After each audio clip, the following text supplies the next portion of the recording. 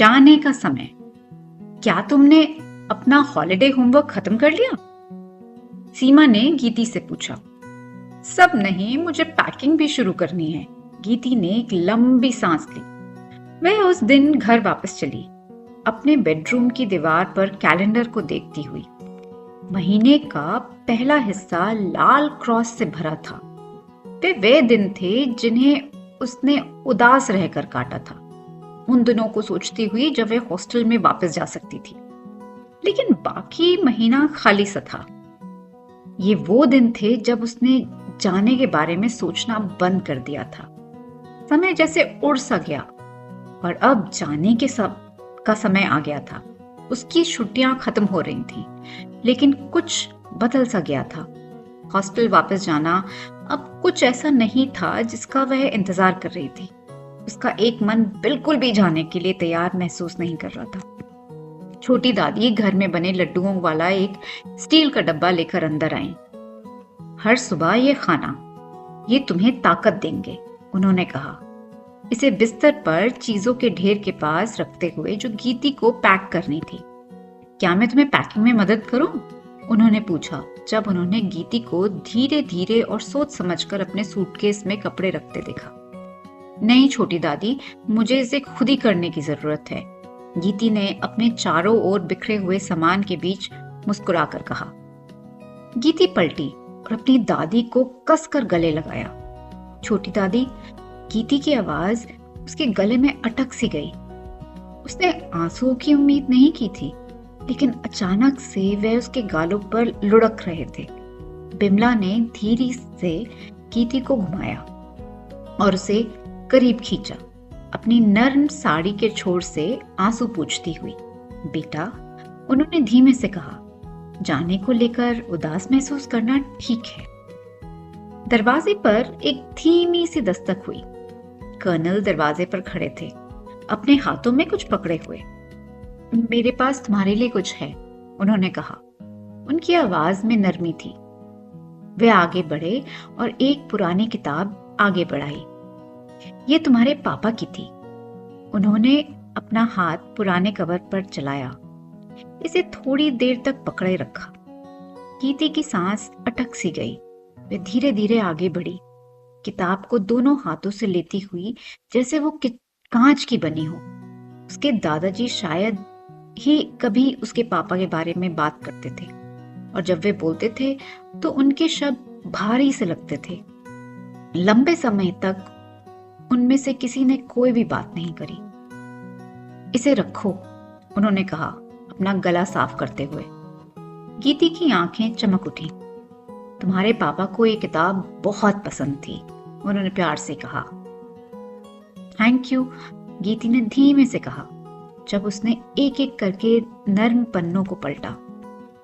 उसने उन्हें देखा, फिर जल्दी से जोड़ा, मैं इसे एक बार पढ़ के वापस कर दूंगी। वह रुकी, ये नहीं जानती थी कि वे क्या कहेंगे। ये अब तुम्हारी है, उन्होंने धीरे से बीच में कहा। गीती मुस्कुराई, किताब को करीब पकड़ती हुई। वह अपने सूटकेस की ओर वापस मुड़ी और आधे मुड़े कपड़ों को घूरा। उसकी उंगलियां धीरे धीरे चल रही थीं। उसकी आंखें साइड टेबल की ओर भटकी, ड्राइंग बुक की ओर जो अभी भी खुली पड़ी थी। आखिरी पेज पर मुस्कुराते हुए गीती और उसके दादाजी ग्रामोफोन के साथ बैठे हुए दिख रहे थे। ये एक ऐसी काल्पनिक याद थी जो अभी भी बनी नहीं थी। उसके गले में एक गांठ सी उठी। उसे याद आया कि उसने उनके चेहरे पर वह छोटी मुस्कान जोड़ने में कितना समय लगाया था। उसे अब तक एहसास नहीं हुआ था, लेकिन उसके अंदर कुछ बदल सा गया था। वह दिनों को गिनने की उम्मीद करती हुई आई थी और अब ये यकीन नहीं था कि वह जाना चाहती थी। उसने छोटी दादी की ओर देखा, जो सावधानी से लड्डुओं का डब्बा ढंग से रख रही थी। मुझे नहीं लग रहा था कि मुझे इस जगह की याद आएगी, गीती ने धीमे से कहा। उसकी आवाज भर सी आई थी। छोटी दादी हैरान होकर उसकी ओर मुड़ी, फिर मुस्कुराई। तुम वापस आओगी, उन्होंने एक यकीन के साथ कहा, जिसने गीती के दिल को शांत कर दिया। गीती ने सिर हिलाया, अपनी बाह के पिछले हिस्से से अपने गाल को पोंछते हुए। मैं आऊंगी, अगर तुम चाहती हो, गीती खुद को रोक नहीं पाई और फिर से उन्हें गले लगा लिया, इस बार कस के। मैं बिल्कुल चाहती हूँ।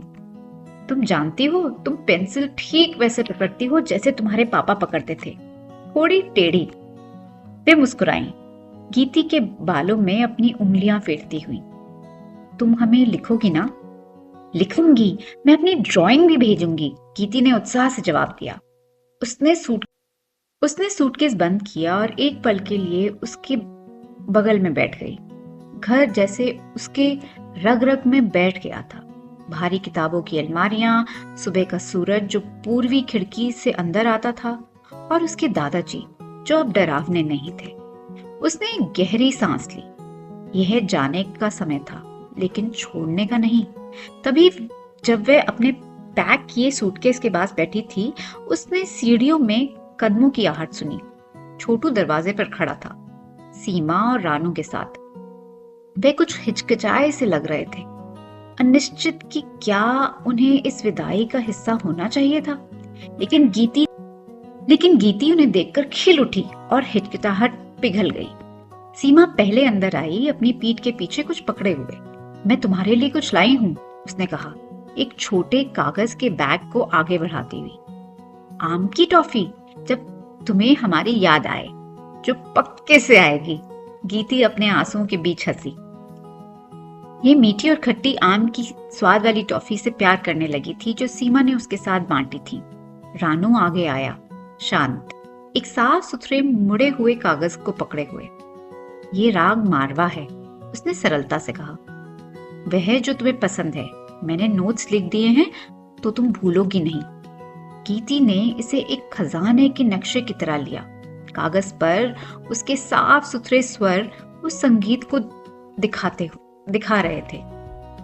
आखिर में छोटू अंदर घुसा। उसकी आंखें फर्श पर टिकी हुई थीं। जब गीती ने उसे उम्मीद से देखा, छोटू ने ऊपर देखा, तेजी से पलके झपकाते हुए। तुम हमें लिखोगी ना? हर हफ्ते, गीती ने वादा किया। फिर करीब झुकी और धीरे से बोली, और किसी को भी हमारी गुप्त जगह के बारे में मत बताना। छोटू की शर्मीली टेढ़ी मुस्कान वह जवाब था जिसका गीती को जरूरत थी। वे एक पल के लिए वहीं खड़े रहे, जानते नहीं थे कि अब वे क्या कहें। जाने की चुप्पी कुछ ऐसी चीज से भारी थी जो गुड बाय से काफी बड़ा लग रहा था। हरप्रीत सिंह पहले से ही उसका सामान ट्रंक में रख चुके थे और गीती के लिए कार में बैठने का समय था। जब उसे विदाई देने के लिए लाइन में सब खड़े हो गए, वे अंदर बैठने से पहले एक पल के लिए रुकी। वे अपने दादाजी की ओर भागी, जो एक टक से उसे देख रहे थे। उसने अपनी बाहों उनकी चारों ओर लपेट ली और वे उसे उठाने के लिए झुके। तुम काफी भारी हो, वे अपनी आंखों में आंसुओं की चमक के बीच मुस्कुराए।